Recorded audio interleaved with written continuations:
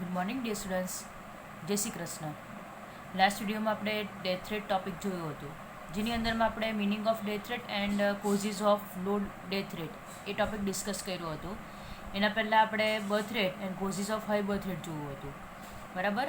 And population explosion શું છે કે on the one hand death rate decreases rapidly and on the other hand birth rate can not be decreases rapidly. So difference between this is reason for the population explosion, right? We all know that. આપણે ડિસ્કસ કર્યું એટલે આપણને ખબર પડી. હવે આપણે આજે ન્યૂ ટોપિક, ચેપ્ટરનો last topic, measure to control population. Measure to control population વિશે ડિસ્કસ કરવાનું છે, which can be ask for 3 or 5 marks. જોઈએ. Number 1, mass education and awareness. આપણે કોઝિસ ઓફ હાઈ બર્થ રેટમાં એક ટોપિક જોયો હતો કે એજ્યુકેશન લેવલ લો છે, રાઈટ. એક ટોપિક આપણે શું જોયો હતો કે એજ્યુકેશન લેવલ લો છે. આપણે એમાં જોયું હતું કે જેટલું હાઈ એજ્યુકેશન હશે, બરાબર, વિમેનમાં, એટલું પોપ્યુલેશન કંટ્રોલમાં લઈ શકે છે.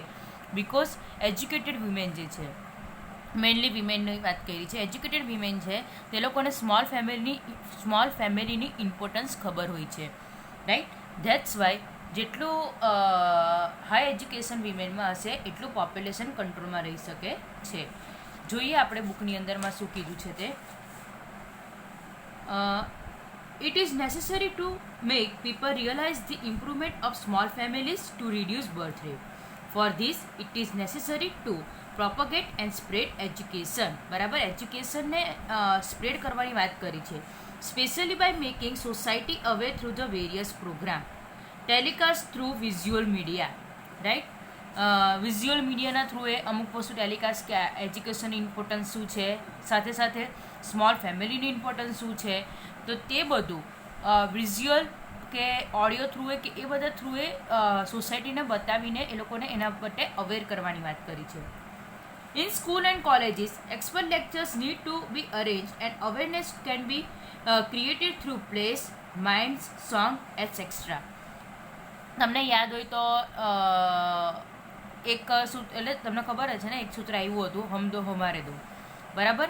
તો એ ટાઈપના અમુક જે સૂત્ર છે કે પછી અમુક એવા પ્લે કરવાના કે સ્મોલ ફેમિલીનું ઇમ્પોર્ટન્સ શું છે, વુમન સાથે સાથે વિમેન એજ્યુકેશનનું ઇમ્પોર્ટન્સ શું છે, રાઈટ. તો એ બધા થ્રુ સોસાયટીને અવેર કરવાના છે. In the year 2000 population policy emphasis was placed on women upliftment. Demographic believe that education is the best method for population control. શું કીધું છે? પોપ્યુલેશન કંટ્રોલની બેસ્ટ મેથડ કઈ છે? એજ્યુકેશન છે, રાઈટ. એવું ડેમોગ્રાફિક બિલીવ કરે છે.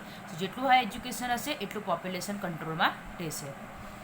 Number 2, effectiveness of family planning programme, right.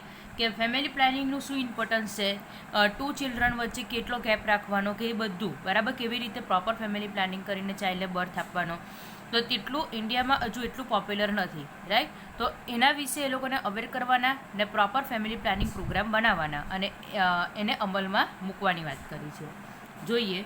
Two make family planning programme more effective along with public awareness, family planning services and incentives were also increased. It is essential to create simple, easy and affordable availability of contraceptives. બરાબર, કે proper family planning માટે કોન્ટ્રાસેપ્ટિવ્સ જે છે તે easily, simple, easy and affordable available હોવા જોઈએ. In the population policy of 2000 changes were made in the programs related to family planning by reducing the importance of sterilization and emphasis was placed on preventing unwanted pregnancy through preventive methods, right. Sterilization, that means જે operations કરાવે છે તેની વાત કરી છે. તો એ બધા માટે અવેરનેસ કરવાનો, એ માટે પ્રોગ્રામ્સ આવી રીતે પ્લે થ્રુ હોય કે એના થ્રુ બી પબ્લિકને એના માટે જે સોસાયટીઝ છે ને એના માટે અવેર કરવાની વાત કરી છે. અને જે અનવોન્ટેડ પ્રેગ્નન્સી છે તેને બી કેવી રીતે પ્રિવેન્ટ કરી શકાય, તો તે બી સોસાયટીને એનો મેસેજ કેવી રીતે પહોંચાડી શકાય, તો તે પણ વાત કરી છે. થર્ડ પોઈન્ટ જોઈએ. Increasing the age of marriage and raising the status of women. Increasing the age of marriage, પહેલાં ચાઇલ્ડ મેરેજ થતા હતા, તે ઘણી જગ્યાએ એટલે આપણે એમ કહીએ કે 95 to 98% સ્ટોપ થયા છે, તો બી હજુ અમુક સ્ટેટમાં અમુક વિલેજમાં બરાબર ચાઇલ્ડ મેરેજ ચાલે જ છે બરાબર. અને આપણે વાત કરી હતી તેમ કે જો ગર્લના મેરેજ અર્લી થઈ જાય બરાબર, એ લોકોનો 13 થી 15 to 49 યર્સ સુધી બરાબર ફર્ટિલિટી પીરિયડ હોય છે. તો જેટલા વહેલા મેરેજ થશે એટલું વધારે ચાઇલ્ડ બોર્ન થવાની પોસિબિલિટીઝ છે. તો જેટલા પછી રૂલ આવેલો છે કે 18 યર્સની ગર્લ્સ 18 યર્સ હોય પછી જેના મેરેજ થઈ શકે, પણ તો બી એ લોકો એમ કહે છે કે કદાચ જો પોસિબલ હોય તો મેરેજ એજ વધારીને 18 to 20 યર્સ કરવાની ટ્રાય કરવાની. હજુ થઈ નથી બટ એ લોકો એ વાત કરે છે કે 18થી વધારીને 20 યર્સની ગર્લ્સની વુમેનની જે ગર્લ છે તો તેને 20 યર્સ સુધીની મેરેજ ની એજ કેટલી હોવી જોઈએ, મિનિમમ 20 યર્સની હોવી જોઈએ, રાઈટ, તેવી વાત કરી છે. અને જે વુમેનનું સ્ટેટસ છે બરાબર, એટલે કે એને જોબને રિલેટેડ કે દીકરો દીકરી એક સમાન ને એવા બધા સ્ટેટસથી બી શું થશે કે જે આપણે જોયું હતું મેન ચાઇલ્ડની ક્રેઝીનેસ જે જોઈ હતી બરાબર, આપણે જોયું હતું ને કે અમારે તો છોકરો જોઈએ, આ જોઈએ, તે જોઈએ, તે બધું હટાવીને છોકરી બી એટલી જ કેપેબલ છે, એ લોકો બી આગળ જતાં પોતાના પેરેન્ટ્સની કેર કરી શકે છે ને એ બધા રિલેટેડ અમુક રૂલ્સ રેગ્યુલેશન્સ લાવવા જોઈએ ને એ બધા રિલેટેડ અવેરનેસ કરવા જોઈએ, રાઈટ. સો મે બી પોપ્યુલેશન કંટ્રોલમાં આવી શકે જોઈએ. By raising the legal age of marriage particularly for women, reduction in the birth rate can be achieved. As per the population policy of 2000, encouragement was given to raising the age of marriage for women from 18 to 20 years if possible. થાય તો but હજુ થયું નથી. If women's status is raised in the society in comparison to men, and if equal opportunities are given to the matters of education and employment, such women will be control the family size. બરાબર, એ લોકોનું status વધારવામાં આવે અને equal જો કરવામાં આવે તો family સાઇઝને control કરવા માટે એ ખૂબ જ અગત્યનું બની રહે છે, રાઈટ. એટલે એવું નહીં રાખવાનું કે મને દીકરો જ જોઈએ કે આ જ જોઈએ કે તે જ જોઈએ, રાઈટ. આપણે આગળ પણ ડિસ્કસ કર્યું હતું કે આપણે જેવા ઘણા એવા સારી સોસાયટીઝમાં રહીએ છીએ કે જ્યાં આપણને વુમનને બી એટલું ઇમ્પોર્ટન્સ મળતું જોવા મળે છે, રાઈટ. થોડુંક ભલે મેન જેટલું નહીં પણ તો બી ઘણી જગ્યાએ આપણને જોવા મળે છે કે વિમેન બી એટલી કેપેબલ છે કે જેટલા મેન છે, રાઈટ. તો એ લોકોનું સ્ટેટસ પણ વધારવાનું સાચી વાત છે. હજુ તો બી અમુક આપણે કોઈ બી સ્ટેટમાં કે એમાં કોઈમાં વાત કરીએ કે વિમેન જે છે તે જે રાતના અમુક સમય પછી એકલી નથી પડી શકતી બરાબર, જેનું રીઝન્સ ખૂબ જ કહે ને આ બી એક બીટર ટ્રુથ છે બરાબર, એના જેવું જ છે. તો તે બી એક રીઝન છે હાઈ બર્થ રેટનું, પણ એને કંટ્રોલ કરવાની ટ્રાય કરવાની છે અને કેવી રીતે વિમેનનું સ્ટેટસ ને સોસાયટીમાં વધે બરાબર, કેવી રીતે એને વધારે ઇમ્પોર્ટન્સ અપાય. આપણે જોઈએ કે નવરાત્રિ ચાલતી હોય ત્યારે એ લોકોને માતાજીને ઇમ્પોર્ટન્સ આપે, કુંવારિકા બોલાવીને પૂજા કરે બરાબર, નવદુર્ગા એટલે નવ કુંવારિકા બોલાવીને પૂજા કરે, આ કરે તે કરે. બટ પછી શું, અમુક લોકોને તો જે લોકો કુંવારિકાની પૂજા કરતા હોય ને એ લોકોને છોકરી થાય તો એ લોકો એના પ્રત્યે બરાબર એટલું ધ્યાન નથી આપતા. એ લોકો જેટલું તેના છોકરા પ્રત્યે ધ્યાન આપે છે એટલું છોકરી પ્રત્યે નથી ધ્યાન આપતા. સો આ બધી જે વસ્તુ છે તેને કેવી રીતે આપણે ઓછું કરી શકીએ, રાઈટ. તો તે બધું બી આપણે આગળ જોઈએ ને પ્લેઝ ને એ બધા થ્રુ આપણે બતાવી શકીએ છીએ સોસાયટીમાં. નેક્સ્ટ છે 4th પોઈન્ટ, ઇન્સેન્ટિવ્સ એન્ડ ડિસઇન્ટેન્સિવ્સ. હવે આ અમુક જે સ્ટેપ્સ છે તે ગવર્મેન્ટ થ્રુ જ લેવાય છે. કે ઇન્સેન્ટિવ્સ એટલે શું કે જે ફેમિલી સ્ટરીલાઇઝેશન કરાવે બરાબર, એને ઇમ્પોર્ટન્સ આપે તો એ લોકોને they are given financial composition by the government બરાબર, એટલે એ લોકોને ઇન્કરેજ કરવામાં આવે સ્ટરીલાઇઝેશન કરે એવું તેના માટે. The incentives and disincentives that are offered by the government play an important role in family planning. For instance, those couples who undergo the sterilization are given financial compensation by government. બરાબર, એ incentive છે. હવે ડિસઇન્ટેન્સિવ steps કયા? The ડિસઇન્ટેન્સિવ steps એટલે કે અમુક એવા strict action લેવા પડે ગવર્મેન્ટના થ્રુ કે અમુક છે ને એટલે જે કપલના 2 કરતાં વધારે ચિલ્ડ્રન હોય બરાબર, તો એ લોકો પાસેથી અમુક રાઇટ્સ લઈ લેવામાં આવે બરાબર, પણ એવું હજુ ઇન્ડિયામાં જોવા મળતું નથી. ચાઇનાવાળાએ કર્યું હતું, જોઈએ આપણે એની અંદરમાં. China has adopted disincentive or discouragement to control the rising population in which number of families are withdrawn from those couples who number of facilities are withdrawn from those couples who have 2 or more children. બરાબર, એટલે કે અમુક બહુ બધી facilities છે, તો એ જે કપલને 2 કરતાં વધારે ચિલ્ડ્રન્સ હોય, બરાબર, એને અમુક ફેસિલિટીઝ નહીં મળે. લાઈક આપણને ખબર છે અમુક જે સબસિડીઝ હોય, અમુક જે સ્કોલરશીપ હોય, રાઈટ, એવા ઘણા બધા એવા હોય છે, બરાબર. તો તે ચાઇના વડે એવું કર્યું હતું કે જે કપલને 2 કરતાં વધારે ચિલ્ડ્રન હોય તો તે કપલને એ નહીં મળે. But recently some relaxation have been given. થોડુંક એના લીધે થઈને ચાઇનામાં થોડુંક પોપ્યુલેશન કંટ્રોલમાં આવ્યું અને એના લીધે થઈને અમુક રિલેક્સેશન આપવામાં આવ્યું છે. In India, in the election, એટલે ઇન્ડિયામાં આપણે શું કરી શકીએ?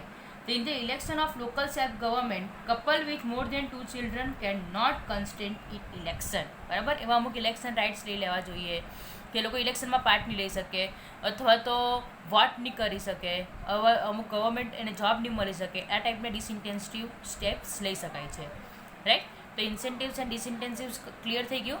નાવ નેક્સ્ટ છે expansion in medical services and its growing effectiveness. હવે આમાં આપણે વાત કરી છે કે આપણે જોયું કે ડેથ રેટ રિડ્યુસ થયો છે, તો બી હજુ આપણે બીજા બધી કન્ટ્રીના કમ્પેરમાં ઇન્ડિયામાં ડેથ રેટ વધારે છે, રાઈટ. તો એ ડેથ રેટને વધારે લો કરવાનું બિકોઝ શું કે અમુક પેરેન્ટ્સ, એ તો કોઈ ઓબ્વિયસ વાત છે કે એવું વિચારે કે બે ચિલ્ડ્રન કરે, બરાબર, એક કરે, બીજાનું બી વધારે, કેમ કે કદાચ આગળ જતાં ન કરે નારાયણ, મારા એક છોકરાને કંઈ થઈ ગયું તો, રાઈટ. એવી એક રીઝન છે. કેમ? બિકોઝ હજુ આપણેમાં એટલી મેડિકલ સર્વિસીસ એસ્ટાબ્લિશ થઈ નથી. જોઈએ આપણે. In India, death rate has come down, but it is still higher than some of the developed countries. With the help of science, there has been increase in the services and facilities of childbirth and health of a newborn. Right, medical services ને એ બધાની મદદથી કેવી રીતે આપણે હજુ આગળ આપણે સાયન્સમાં આગળ આવી શકીએ કે ન્યૂબોર્ન બેબી છે, બરાબર, તો તેની આગળ એનામાં ઇમ્યુનિટી પાવર વધે, બરાબર, એ બધાને સામે લડી શકે કે એના માટે કયા કયા સ્ટેપ્સ લઈ શકે, તો સાયન્સ સાથે રહીને ડીલ કરવાની છે. Universalization and effectiveness of vaccination and to make it effective, awareness regarding communicable disease like AIDS is to be increased, reduction in various infection disease and sex related diseases etc. Can be bring about reduction in the death rate and infant mortality rate. એટલે આ બધાનું જો proper treatment કરવામાં આવે, બરાબર, એવા બધા ડિસીઝની જો પ્રોપર ટ્રીટમેન્ટ કરવામાં આવે તો પોસિબલ છે કે ડેથ રેટ વધારે ડિક્રીઝ થઈ શકે. જોઈએ હવે.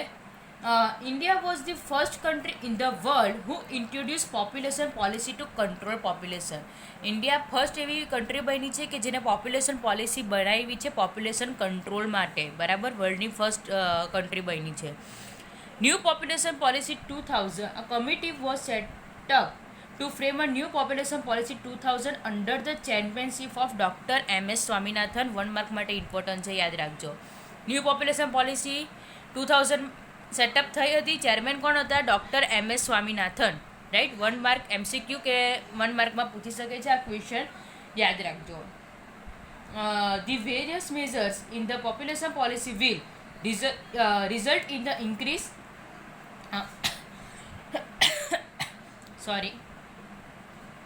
in social welfare, which is termed will improvement awareness against population growth. બરાબર, એટલે અલગ અલગ એવા મેઝર્સ લેવામાં આવે છે કે કેવી રીતે આપણે પોપ્યુલેશન કંટ્રોલ કરી શકીએ, રાઈટ. સો એના થ્રુ એ થોડું ઘણું, બટ હજુ એટલું આપણું જોયું છે કે આપણે જોયું કે ઇન્ડિયામાં એવરી યર જેટલું પોપ્યુલેશન વધે છે એટલું તો એક ઓસ્ટ્રેલિયાનું પોપ્યુલેશન છે. સો હજુ બી એવા ઘણા સ્ટેપ્સ લેવા પડશે કે જેનાથી પોપ્યુલેશન વધારે કંટ્રોલમાં આવી શકે.